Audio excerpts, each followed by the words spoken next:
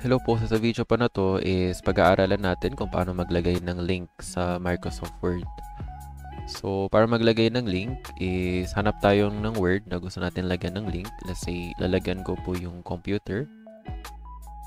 And kailangan natin siya highlight.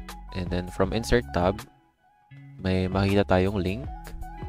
And i-click natin yung link. Or Control K, yung shortcut na po. So, Control K, then mag-open yung link.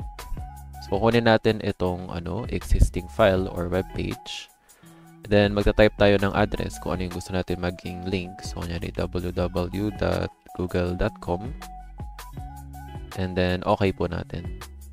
So, ayun, may link siya. So, pag hinold natin yung control and ni-left click natin, so, automatically, dadali niya tayo sa Google. So, ganoon lang po kung paano maglagay ng link sa Microsoft Word.